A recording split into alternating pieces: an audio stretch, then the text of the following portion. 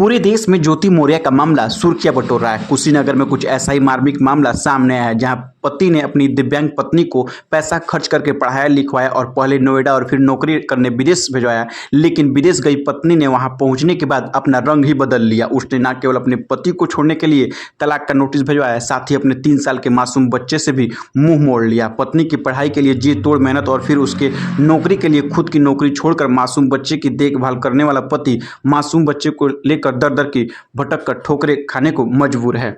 कुशीनगर के रहने वाले लवकुश सिंह का विवाह 2018 में बड़ी ही धूमधाम के साथ अंगिरा सिंह के साथ हुई थी। विवाह के समय लवकुश को ये नहीं पता था कि जिस अंगिरा के साथ वो अग्नि को साक्षी मानकर 7 फेरे ले रहा है, उन्हें वो पत्नी 7 समुद्र पार जाकर उनके साथ अपने मासूम बच्चों को भी भूल जाएगी। विवाह के बाद अपनी पत्नी को इच्छा के सम्मान करते हुए कंप्यूटर एप्लीकेशन में मास्टर डिग्री लेने वाले लवकुश अपनी पत्नी अंगिरा सिंह को पहले बीएड कराया, फिर नोएडा में ले जाकर अच्छी जॉब भी दिलाई। लेकिन अंगिरा सिंह को अपने पति का और प्रेम और समर्पण रास नहीं आया।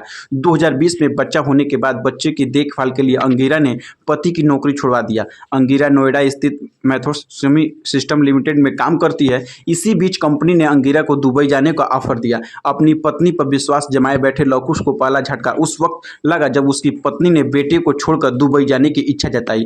मासूम बेटे को पाल रहे लवकुश ने इतराज किया, लेकिन बेहतर भविष्य का दिवास दिखाकर अंगिरा ने उसे राजी करा लिया। इसके बाद अंगिरा अपने मासूम बेटे और पति को छोड़कर दुबई चली गई। कुछ दिन तक तो सब कुछ ठीक रहा। अंगिरा वीडियो कॉल और अन्य माध्यम से पति लवकुश और बेटे के बात करने के साथ ही कुछ पैसा भी भेजती रही। लेकिन कुछ माह बाद उसका रवैया बदलने लगा। अब वो अपने पति और बेटे से बात करना बंद कर दिया। लवकुश ने कंपनी को इसकी शिकायत की तो कंपनी ने अंगिरा को वापस बुला लिया। इसके बाद जो हुआ उसे लवकुश ने सपने में भी नहीं सोचा था। कुशीनगर से काजल मिश्रा की खास रिपोर्ट है। मेरे पत्नी का नाम अंगिरा सिंह है। जैसे 2018 में शादी हुई तो शादी करने के बाद वो हम साथ में 6 महीना घर पे रहे। फिर हम दिल्ली चले गए कमाने। तो वो कह रही है कि नहीं हम बीएड करेंगे, तो हम बीएड में एडमिशन दिला दिए। फिर वो कही कि नहीं हम साथ में रहना चाहते हैं, जहाँ पे आप रहेंगे मैं भी कमाऊँगी। तो हम फिर तो मना किए, लेकिन बाद में उसके भैया जो है बस कर दिए रिजर्व, वो चली गई मेरे पास। तो कह रही है नहीं हम भी जॉब करेंगे, तो जॉब भी लगवा दिए। फिर एक साथ हम लोग दोनों लोग एक साथ रहते थे, कोई दिक्कत नहीं था। उसके बाद कोरोना काल लग गया तो दोनों लोगों को जॉब छूट गया। उसके बाद दोनों लोग, उसके 1 महीने बाद मेरा लड़का हो गया वहीं पे ईएसआई में लड़का हुआ। उसके बाद डिस्चार्ज हुए हम लोग, फिर घर आए 6 महीने की लीव लेके। फिर हम उसके पहले चले गए जॉब करने दिल्ली पे। वो अपने मायके रहती थी। तो वो 17 या 18 अक्टूबर को नोएडा गई तो कह रही सर हम अपना जॉब कंटिन्यू करना चाहते हैं, मैं विकलांग हूँ, बच्चे को नहीं संभाल पाऊँगी, आप संभाल लीजिए प्लीज़। और उसके भैया उसके घर वाले भी दबाव देने लगे कि नहीं आप ही संभाल लेंगे तो क्या होगा, अगर इसको जॉब करने में दिक्कत नहीं हो रहा है तो आप ही की पत्नी है ना। तो मैं सारा सोच के कि चलो हमारी पत्नी है, इसको दिक्कत ना हो, तो मैं अपना जॉब छोड़ दिया। उसके बाद कहने लगी कि सर हम विदेश जाऊँगी। तो इस पर हम पहले मना किए कि नहीं यार अभी छोटा बच्चा है, विदेश हम नहीं जाने देंगे। तो उसके फिर भैया घर वाले कहे, उसके हमारा साड़ू भी कहा कि नहीं वो जाएगी तो तुम्हारे ही बच्चे को के लिए न जा रही है, पढ़ेगा लिखेगा फ्यूचर में। तो मैं दबाव में आके ही सारा कुछ किया, पासपोर्ट बनवाया। फिर वो कंपनी से विदेश चली गई।